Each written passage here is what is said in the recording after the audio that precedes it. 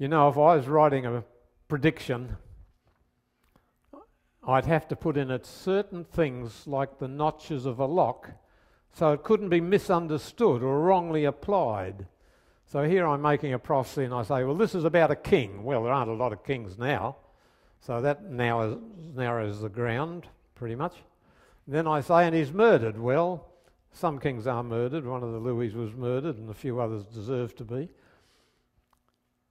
And he was murdered by his own family. So as I go along with these notches and I'm asking people to work out who I'm talking about, it's getting harder and harder. A king murdered by his own family. Well, here, in what we've just read, we've read of someone who'd be exalted, but he'd be humiliated. We read of someone who'd be wrenched out of life, but who would prolong his days. We read of someone who would have no descendants, and yet would have myriads of descendants. We read of someone that God would afflict, and yet God would embrace. Someone who would be despised and rejected, and yet kings would shut their mouths at him. Look at all the notches in our lock.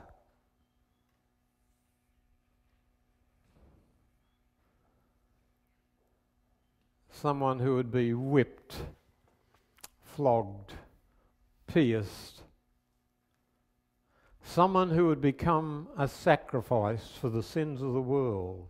So think of all the notches in this lock. The centuries went by after this was written. It was translated into the Greek language about 2 centuries before Christ. We call that translation the Septuagint. That's a Greek translation of the Old Testament. So this passage that we've been reading, that came from a petty dialect that soon died, that was given to a herd of captives, was translated into Greek for a volume known as the Septuagint, which was the Bible of the early Christians. It was the Bible Christ read. Then within 2 centuries after the Septuagint translation, a man is born in Bethlehem. And at his birth, people are trying to kill him. The king has sent out soldiers, get rid of him. And they murder all the children, but he's gone. He's been taken to Egypt. And then when the local king dies off, the stepfather's told, take the boy back. So he goes back and becomes a carpenter's son. And for nearly 30 years is not heard of. You know, I've mentioned before, Plato, Aristotle, Socrates, together taught for 130 years. This man, whom we don't hear of for 30 years, taught for 3.5. When you read the stuff from Plato and Aristotle today, and I've had to do it, when I was working on my first doctorate, I had to read a fair bit of Aristotle. A lot of it is rubbish. And he was a genius. But you know, everything we write is stamped by our culture.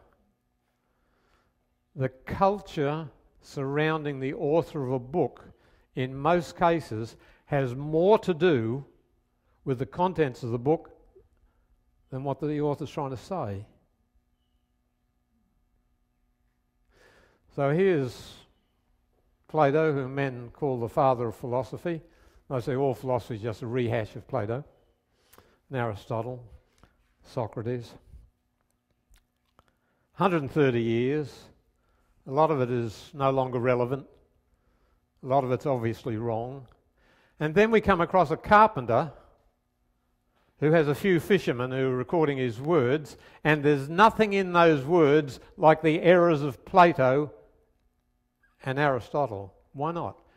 Why aren't the 2,000 years old words of Christ filled with errors? Why not? So with Plato, so with Socrates. Why not Christ? There's nothing people can point to. He's the only teacher that avoided the false, the trivial and the irrelevant, and preserved the eternal and the universal. No other teacher's ever done it. No other teacher. And what a teacher. Heaven and earth shall pass away, but my word shall not pass away. Imagine what's happening here. air from his mouth formed syllables. And the syllables can only be recorded by the fishermen because there's no TV, there's no radio, no printing presses. But despite that, he says, look, what I tell you now will outlast the sun. What I tell you will outlast the moon and the stars. They'll pass away. My words will never pass away. And upon this rock himself I'll build an institution which will have lots of hypocrites, lots of bad fish, lots of tares. But despite all that, it'll outlast the world. The gates of hell won't prevail against it. And he says to the fishermen, you'll receive power and you'll be witnesses unto me in Judea, where he is murdered, and in Samaria, neighbouring section, and to the uttermost parts of the earth. And so now for 2,000 years, men have taken this story to the uttermost parts of the earth. I think of Patterson in Patagonia, on an ocean shore under an upturned boat, and he's writing, and he's saying, I'm thirsty, but I think God will send rain. And then within a day or two he says, God sent rain, and I managed to soak it up in cloth and to squeeze it, and I'm no longer thirsty. God is merciful. Here's someone who'd never seen this man, never heard him in the flesh, thousands of miles from his home, typical of many who've loved him unto the death. Their numbers are beyond count. I think of Whitfield. Whitfield was raised in a pub. And as a boy, he was a thief, a liar, impure, etc. In other words, he was a typical boy. And then God spoke to him. He didn't see anything,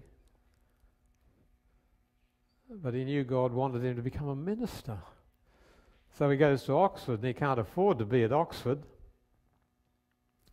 but he gets some help. But he doesn't have peace. Doesn't have peace. And the knights often find him out on the cold soil, prostrate, praying, God, give me peace. Give me peace. My sins, my sins, my sins. And then one day he's reading the record in Scripture, and Jesus said, I thirst. And then after that he said, it's finished. And to Whitfield came the conviction that what he was trying to achieve had already been achieved for him, that it was finished.